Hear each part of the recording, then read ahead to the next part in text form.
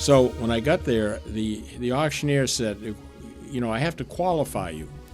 And he said, you have to have at least $2,000 and in cash. Mm-hmm. So I pulled out this roll of money I had, mm-hmm. and he said, oh, you're all right. He didn't even count it. He just... Yeah.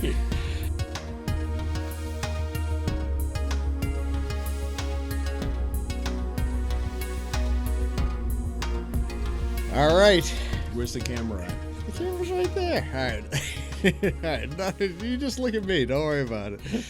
All right. So Bill Petty, my father, the founder of the Frame Center. I'm excited to actually have you come in and talk to me. I know there was a lot of resistance. You really wanted to follow the following, and you wanted to make it worth your while. But with the 50th anniversary, I think it's important. You misunderstood me. I've been looking forward to this for 50 years. I have to tell your audience, however large they are, but that I'm wearing a coat because it's very cold here. Yeah. But it reminds me of a story. When I started the frame business, it was down in Kingston, and it was a barn next to my house, mm-hmm. and it was very cold in the wintertime, and it did have some advantages. But I built I got a large potbelly stove, built a chimney, but it was a pain in the ass putting wood in and keeping it going all day. So I reverted to the next thing, which was buying a tequila with but I didn't want people drinking all my tequila, so I bought it with the agave worm in it. Yeah. And that scared people away? It really didn't. The little old ladies that came into my shop, they used to take a swig out of it. It was pretty damn cold out there. But there was one big advantage. The advantage was that people, sometimes people have trouble making decisions when it comes to framing. Yeah, the decision making was very fast. Yeah. So I don't know if you're carrying on that tradition. No, when I gave up drinking, we banned it from the building, except for special events like last night. We very rarely. No, I'm not talking about the booze. I'm talking about keeping it cold for a quick decision. Yeah, maybe. What was it like back then in the barn? We got a nice picture of you painting the barn. Yeah, I was painting the barn. Yep. Yeah. What was it like in there? How many frames were there to choose from back in those days? There were the options a little bit more limited. They were limited, yeah, because at that I didn't have a lot of money back in those days, and when I started out, and so it was a case that I finished a lot of the moldings myself. I bought raw molding. Yeah. There were a lot more molding companies, and they were domestic. All the molding was made in the United States. And I used to buy molding from a company called Piedmont, mm-hmm. and I'd buy the raw molding, and then I'd put stains on it, or I even leafed a little bit, and then I also had a backup with nicer moldings from a company called Sprague Hathaway. Mm-hmm. Sprague Hathaway, what became of Larson George? No, I think they went out of business eventually, but they were the primary local source for buying moldings and supplies and shop service, which is getting the four pieces of molding, and then you put it together yourself. But it was always a pain because I'd promise something to somebody and it would never fail. It would never show up on time. Mm-hmm. So, but fortunately, as time went on, I started stocking more and more molding and. But yeah, as far as the bond goes, it was fine. I mean, I didn't charge much money, So I mean, I really never felt too guilty about not having a large selection. I mean, I know that it's hard to recall, but I used to sell stuff for $10, $15 for a frame job. Yeah. Yeah. Well, and even in those days, that was awful cheap, Yeah. Now, I think there's still a lot of people came into that barn too. What was that like when you transitioned from the out of the barn to over and behind Jimmy Sylvester's building? Well, I realized that it wasn't practical to do if I was going to, your mother was, a school teacher, and then she had you, and that was the end of her career. So now I had nothing. I didn't have a fallback as far as income, so I had to get serious about the frame business. So, and my brother, your uncle, was, he was kind of between things. Mm-hmm. He didn't really have any gainful employment. He did have a little bit of money, though, that he accumulated. And so I offered him a deal to go in with me. Yeah. And he bought a house in Hanson, and we stored a molding over in Hanson. Mm-hmm. And we had I didn't want him to feel like I was, the overlord, since I'm older than he is. So Yep. I had him go out to San Francisco to a framing school out there. There was a guy out there, a guy at that time that was considered the end-all and be-all as far as an authority on framing. He went out there for a week, and he stayed with our aunt out in San Diego, and he came back. He knew how to frame, so I really never taught him how to frame. And when we moved up to Hanover, all hell broke loose. We did a land office business. We had people standing in the line on Saturdays to get in. Was it just the two of you at that point? It was just the two of us, and then we did hire our first employee. A woman who used to come into the barn all the time and used to ask me if I wanted to hire her, and I said at the time, listen, I'm not even making enough money to support myself. Yeah. And her name was Karen Andrews, and Karen was our first employee. And then we had another girl come one night knock at the door, and Diane, she was our second employee. Mm-hmm. And then I think our third employee was Barbara Postad, who wound up marrying my brother. Mm-hmm. But that created problems since they didn't invite me to their wedding. Well, somebody had to run the store, right? It was a downward spiral after that. Yeah. But the biggest problem we had is that we rented space. It was a big house right in the corner of Broadway behind what used to be Sylvester Lumber Company. Now it's that complex Pravetti's complex. And it was very small, and an upstairs and a downstairs. We used to cut our metal upstairs, and Wayne would bring in cut the molding, the 4 pieces, and bring them in there, and we'd put them together upstairs. It was pretty primitive. Mm-hmm. So we decided we had to get a second location going, just to protect ourselves. The problem was at that time there was there was a water shortage in Hanover, and they had a ban on new commercial real estate, building new commercial real estate. So the market in commercial real estate on 53 in this area, there was nothing on the market because of that. And so we decided to open a second location up in Norwood, which we did. And I went up there and ran that for the first 6 months to get it off Norwood, the ground. So you guys opened Norwood before you relocated over here? Right. Yeah, we opened Norwood, and that gave us a place, some security. Now, if something happened in Hanover, at least we had a location, and it took a little while to get off the ground, but it was a good location, and it's done well for 42 years up until about a year and a half ago. Yep.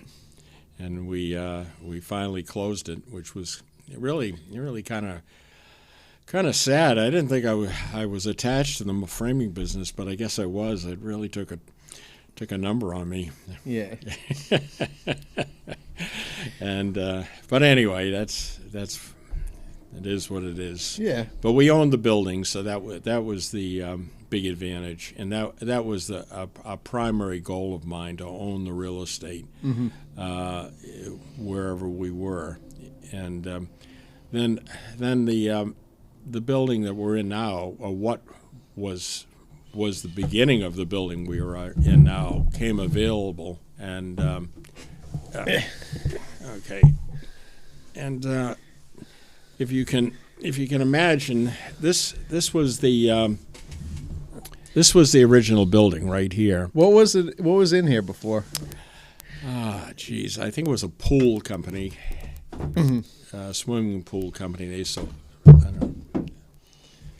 Ooh, geez, be careful! Don't break that. It's a great photograph of me. So it was it was a swimming pool company. I think it was something like that. I mean, looking at the size of this place now, I mean, it wasn't that. I mean, it was a flat roof, and when I bought the building, I wound up putting this small little top up, so it was you could use the upstairs. Mm-hmm. The thing is, I bought the building at foreclosure, which was. I remember my brother and I had seen the foreclosure notice, and we always had a little bit of money on Monday mornings from the weekend. And I remember my brother saying to me, "Bill, are you going to go over and bid on that building?" And I had kind of forgotten it. And when he brought it up, I said, "Yeah, I guess I'll go over before I go to the bank." Mm-hmm. And so when I got there, the auctioneer said, "I have to qualify you," and he said, "You have to have at least $2,000 and in cash." Mm-hmm. So I pulled out this roll of money I had, mm-hmm. and he said, "Oh, you're all right." He didn't even count it. He just yeah. And so then. The old trick, you have a lot of ones with the big bill wrapped around the outside. Of small bills in there. Yeah. There probably was about 2,000 there if you actually got it. You think it would have been close enough? I think I would have made it. Yeah. So, long story short, I won the auction, and then we wound up with we had this guy that we knew that put a little bit of small addition on the top, but mm-hmm. After a while that we soon outgrew that, and at that point my brother and I also split up as far as the business went. He went on to he decided to take Norwood, that was going to be his, and then mm-hmm. Hanover was going to be mine, mm-hmm. and so. My goal was to get. It was so confining. If you can imagine the size of that building, when the showroom was in half of it, and the work area was back here. Mm-hmm. Upstairs was a little bit of storage. Yeah, I mean it's essentially the showroom that we have. Yeah, downstairs. The showroom you have now. Yeah, mm-hmm. So it was. We did have there was a basement with a walkout, so yep. You could. A truck could come and you could get your molding, but that was some sort of an advantage. We had a place to store some of our molding and actually fabricate our frames. Mm-hmm. But the addition itself was quite a process. As you can see, they started with the back, mm-hmm. and so they built a whole new building out back. Yep. And I didn't hire an architect. I drew up rough plans myself, and I went to there was a guy that used to come in as a customer, John Queen, his name was. He owned he was an engineer. He was a structural engineer, they call him. Yeah. And what he does is architects take their plans to him, and he goes over them to make sure that that the building is not only aesthetically appealing, but he doesn't care if it's aesthetically appealing, but he makes sure that it's structurally sound. Yep. And can get so you can get a permit. But John wound up drawing up the final plans, and so it was quite an ordeal. I mean, we were trying to run a business. We never closed the whole time the addition went on. Mm-hmm. And we had all the noise, confusion. I mean, it was just, I basically subbed it out myself, and then we did the front. It was a nightmare. They ripped the roof off to raise it. I had molding in the basement, and every day I used to have to keep my fingers crossed that it wouldn't rain. Yep. There was about 4 days that we had the roof off completely. Mm-hmm. they had to put steel up there to support it. And When you scaled to that size? I mean, did you really have a good feeling about the business taking off? oh as yeah, much I as know it the did? business was.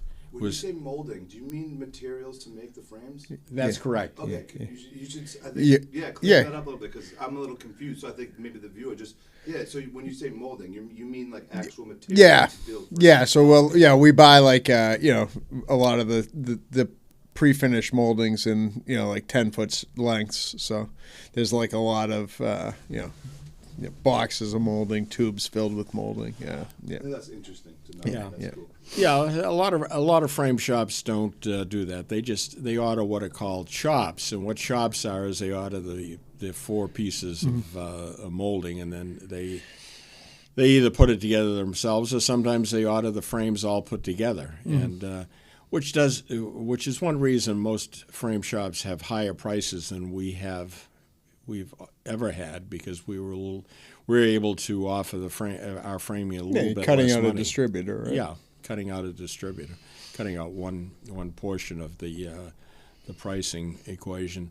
Yeah, just looking at the scale of like from what you went to what you built. I mean, you had a lot of confidence that it was gonna take off.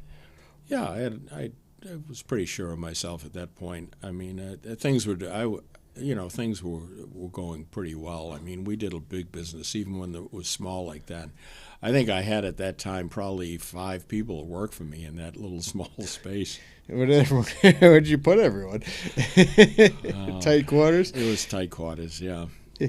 It was very tight quarters. But, it's kind of a blur at this point. But, yeah, it was quite it were 2 or 3 years we were in that space before I actually expanded. Mm-hmm. And the expansion wasn't quite as easy as it might sound. I mean, yeah, I had to get permission. We back up to wetlands, so we have like 3 acres, and I had to buy an additional acre from down at the end, and to have enough land so we could get the footprint I was looking for. And then I had to go before a couple different boards in town and so forth and so on. But what happened with? I mean, the building's a little non-conforming, right, to everything else in town. Yeah, it turned out the building inspector came to me just when we were all done, and he said, "Bill, there could be a problem." And I said, "What's that?" He said, "There's a woman on the planning board that says that your building's too high." Well, I said, what do you mean it's too high? He said, well, the height you've got is measured from the front, but the height from the back, so the land slopes off, is about 5 feet higher than the estate regulation. And I said, what happened with that? Well, I said, well, what's that mean? He said, I wouldn't worry about it. He said, she'll probably die before before anything ever comes of it. Mm-hmm. It would be in court for years and years. So I guess I think I have might have the tallest. If you measure from the back, if you measure from the back, I might have had the tallest building in Hanover. I don't know if they might give you variances now that you can, but. Yeah, but anyway, so I said to him, "Is that going to be a problem as far as getting an occupancy permit?" He said, "Well, you don't need an occupancy permit." He said, "You never close down, and you've been open the whole time." Yeah, and so that's the saga of. Yeah, I mean, a lot of these places. What do you think when you see these places closed for construction? Yeah. Wimps, yeah. Yeah, so look at all the money they're losing. I mean, oops. Yeah, you got to turn that thing off, man. People see it; they know you're on a podcast. Yeah. Oh, it's my old friend Spam. Yeah.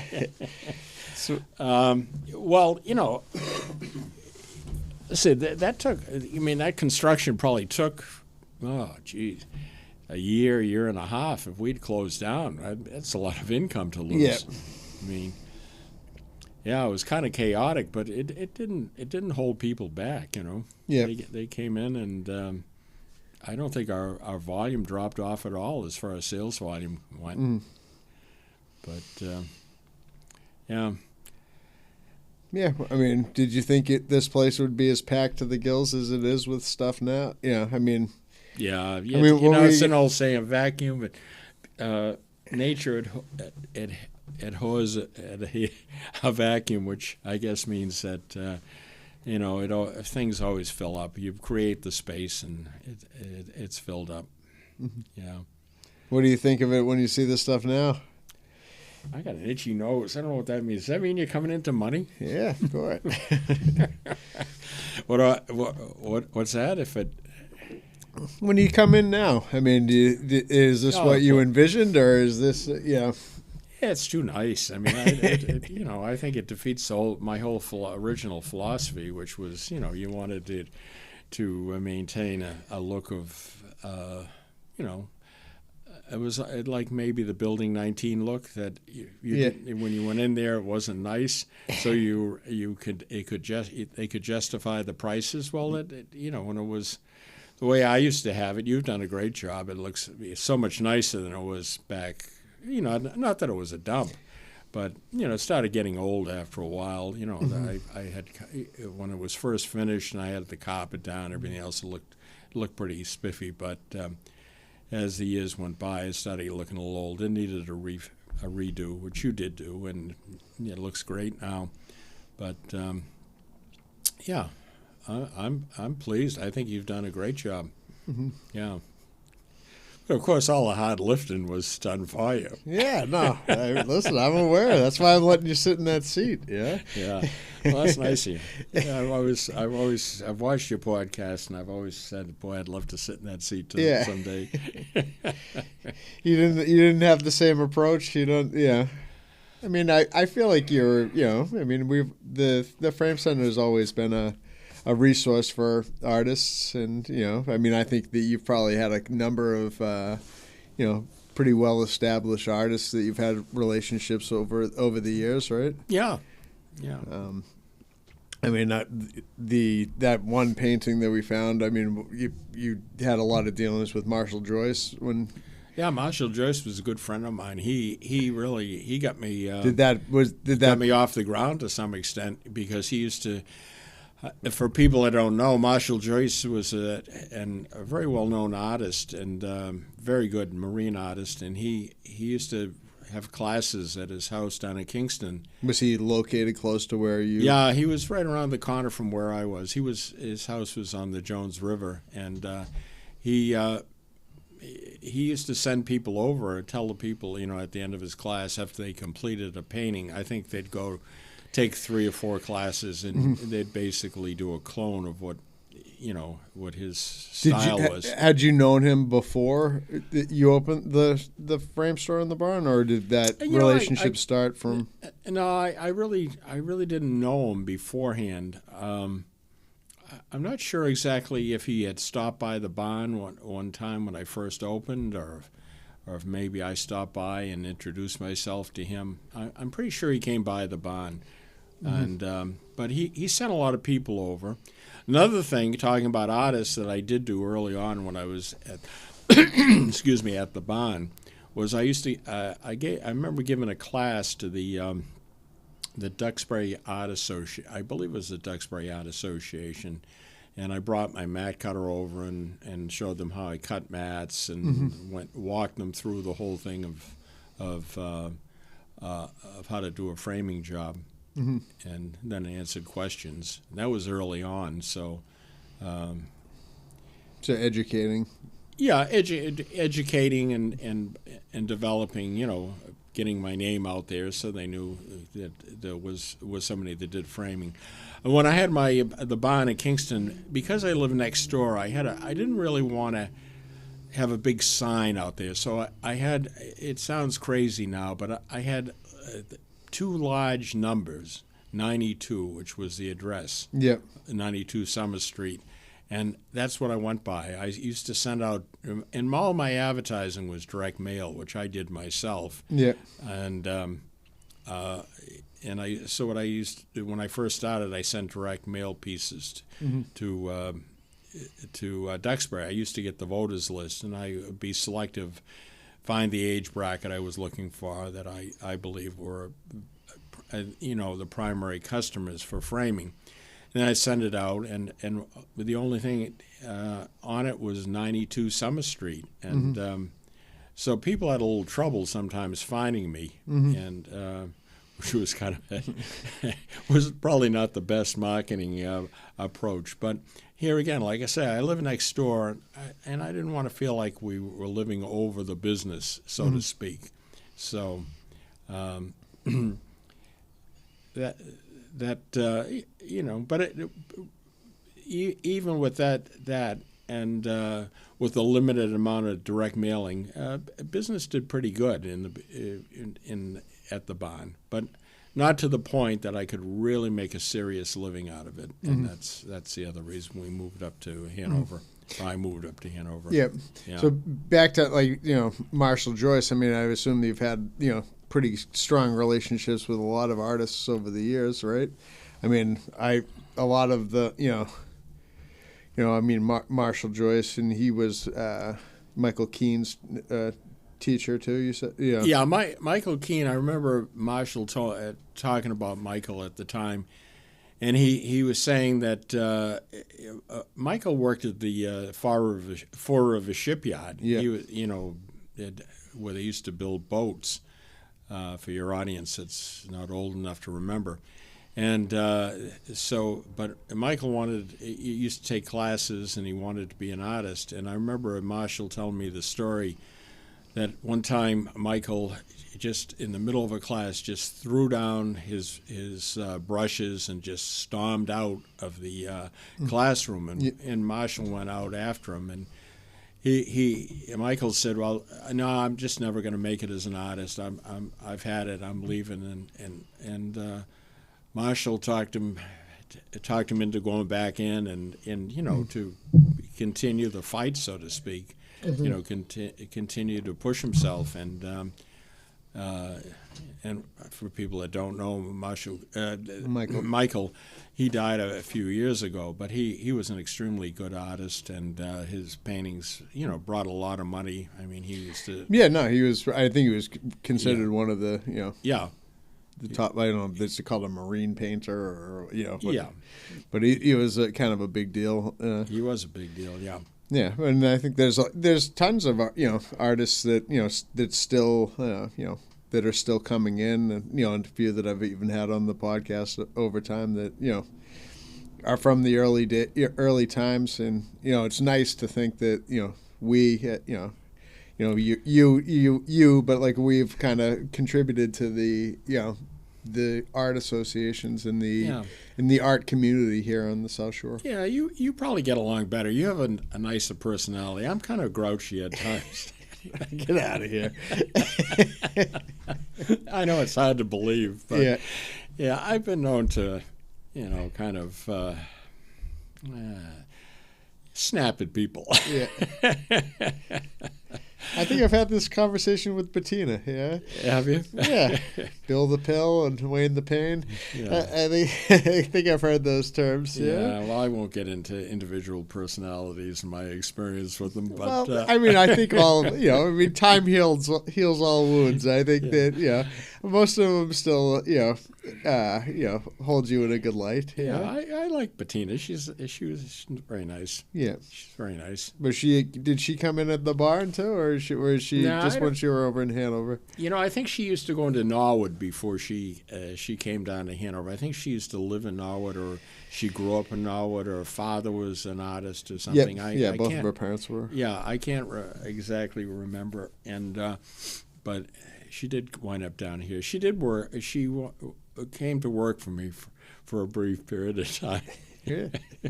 She was a very good salesperson. I remember she sold a person. A man came in, and she was out there. She was on a trial basis, and she sold him a $150 framing job, which at the time was a lot of money. And And I remember about an hour after the man was in, I got a telephone call from his wife canceling the order. Yeah. I think Bettina was ahead of her time. I think she was she had good taste, but I think at that time my clientele wasn't quite as sophisticated as Bettina's taste. Yeah, you had a different approach. It was we've moved on a little bit from the. I realize that. I realize that. I'm not saying anything negative about anyone. I'm just saying that sometimes, it's not the right time for certain things to happen. Yeah.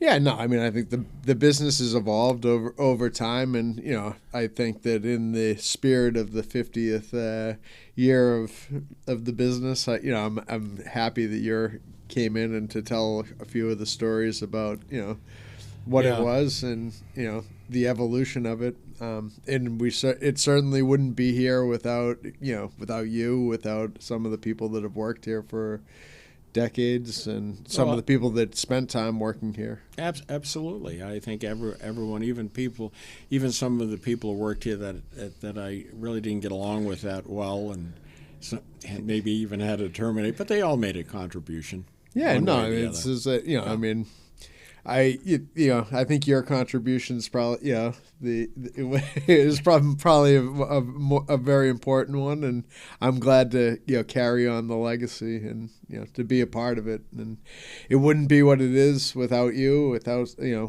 like Mark, Dina being here for as long as they were, and there's been some great people that have come through the doors, both as customers and as employees. Yeah, and the support, continues. Any last words of advice? Any more stories you want to tell? We'll bring you back, yeah. William? Yeah, when we do the 75th anniversary. Well, there is a. I'm thinking back to not too many years ago. You were talking about interesting people. We had a couple interesting guys working here at one time. They were both named Andy. Yeah. And we used to occasionally after work go up to what was it called, up at Merchants Row there. Paparazzi, right. And in the bar, we used to go in and have a few drinks to unwind at the end of the day. This is I mean, that has a long history of the Frame Center too, because you were there when it was the Barnside too. I know it. Yeah, those were the good old days. It's a different time. It was a different time. When it was paparazzi, they used to have a wall with photographs of in black frames, and celebrities and different things. So we, for a joke, what we used to do is we used to borrow one of the photographs and we'd take it back and Photoshop a picture of one of our employees on it and bring it back up there and hang it. Yeah, it's a good thing we had that connection. So that's only. I'll end with that funny story. Yeah, I wonder if we can get our hands on any of those ones. I don't know. I think they've gone out of business. Well, I mean, fortunate that those were good ones. Yeah, those were good days. It was a move ahead of its time, It was very much so. Yeah. Well, I can't thank you enough for coming in and talking. I'm glad we could record this, and I can't thank you enough for the business that you've entrusted me with. Well, you bought the business from me. Let me make it quite clear to everyone that this was not a handoff from father to son. I charged you, and charged you a lot of money. So that what you've done is you've done it on your own, and